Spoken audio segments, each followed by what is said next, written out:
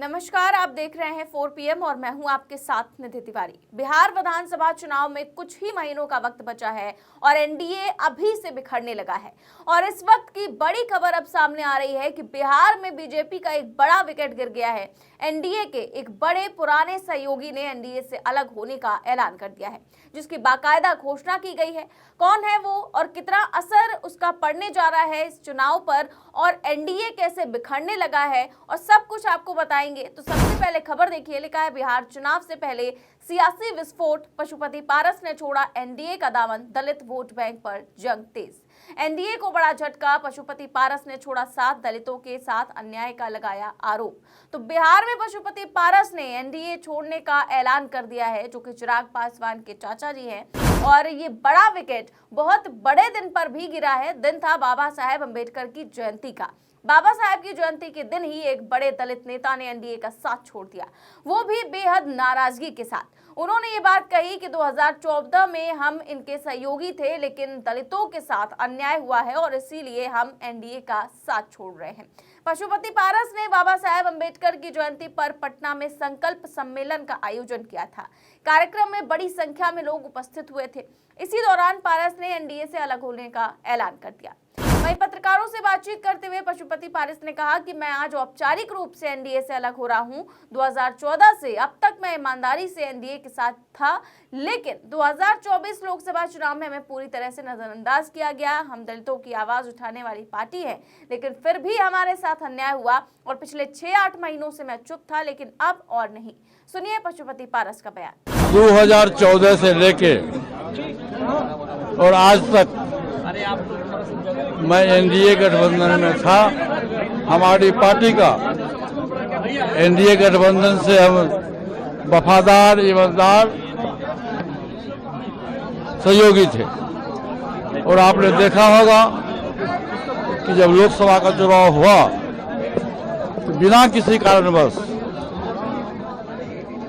चूंकि हमारी पार्टी दलित की पार्टी है, इसलिए एनडीए गठबंधन के लोगों ने हमारी पार्टी के साथ नाइंसाफी किया। फिर भी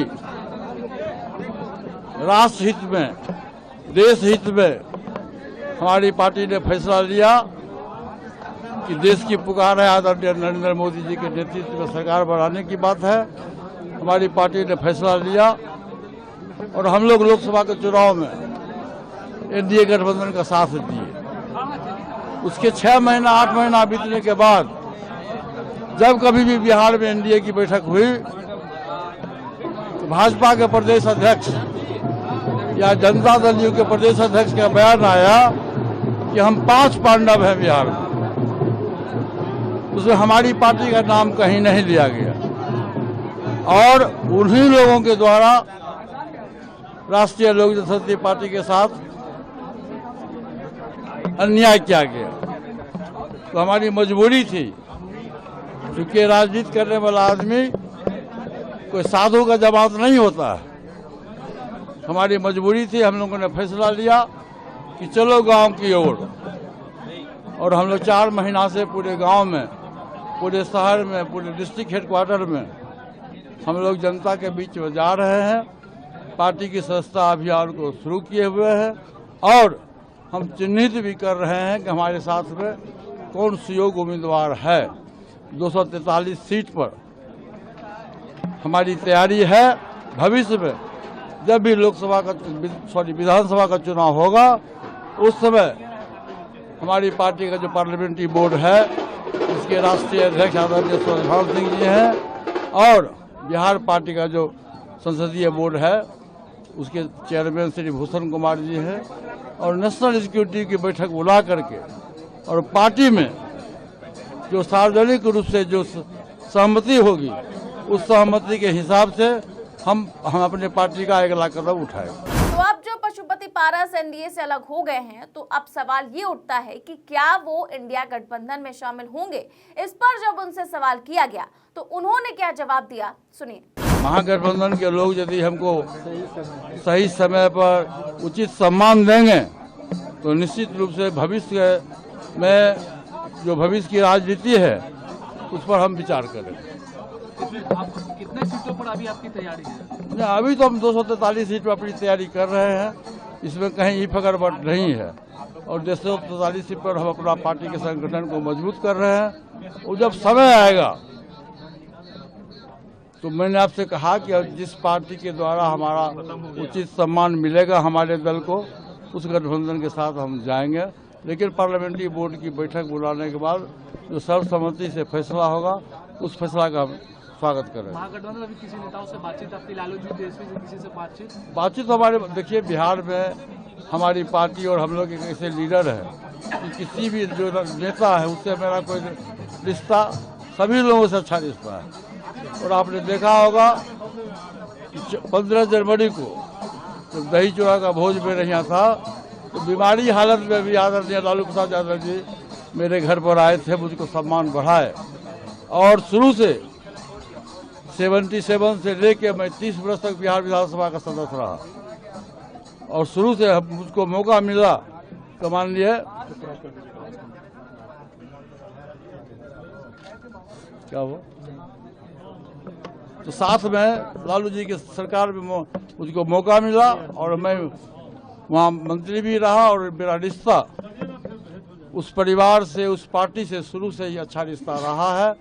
इसलिए समय का इंतजार करिए, जब समय आएगा तो उस समय जो डिसीजन होगा हम लोग सर्वसम्मति से जो फैसला लेंगे किया जाएगा। पशुपति पारस का कहना है कि महागठबंधन के लोग अगर हमें सम्मान देंगे तो हम विचार करेंगे। और साथ ही उन्होंने लालू यादव की तारीफ भी करते हुए कहा कि उनसे हमारा रिश्ता बहुत अच्छा है और वो बीमारी की हालत में भी मेरे घर आए थे। तो पशुपति पारस की बातों से तो ये अंदाजा लगाया जा सकता है कि वो इंडिया गठबंधन में जाने के लिए तैयार हैं। और क्योंकि लालू यादव भी इस बार जीतने के लिए कोई कसर छोड़ना नहीं चाहते हैं, ऐसे में वो निश्चित तौर पर पशुपति पारस को अपने खेमे में लाने की पूरी कोशिश करेंगे। ऐसे में अब सवाल बड़ा ये है कि जब पशुपति पारस ने साथ छोड़ ही दिया है, जीतन राम मांझी जो है वो 35 से 40 सीटें एनडीए से मांग रहे हैं, और ऐसी ही कुछ डिमांड चिराग पासवान की ओर से भी की जाएगी। इसके साथ ही साथ नीतीश कुमार से भी अभी पार्टी को बातचीत करनी है सीटों को लेकर। साथ ही साथ जो कश्मकश फंसी हुई है, एक एनडीए का जो चेहरा होगा, जो सीएम फेस होगा, उसको लेकर के नीतीश कुमार चाहते हैं कि बीजेपी जल्द से जल्द ये घोषणा कर दे उनके नाम की कि वही सीएम फेस होंगे, उन्हीं के फेस पर चुनाव लड़ा जाएगा और आने अगर चुनाव जीत गए तो वही जो है मुख्यमंत्री होंगे। लेकिन बीजेपी ऐसा नहीं कर रही है और बार बार कश्मकश में डाले हुए नीतीश कुमार को उधर जो है बीजेपी सम्राट चौधरी को आगे कर रही है। कई सारे बयान आप सुन चुके हैं।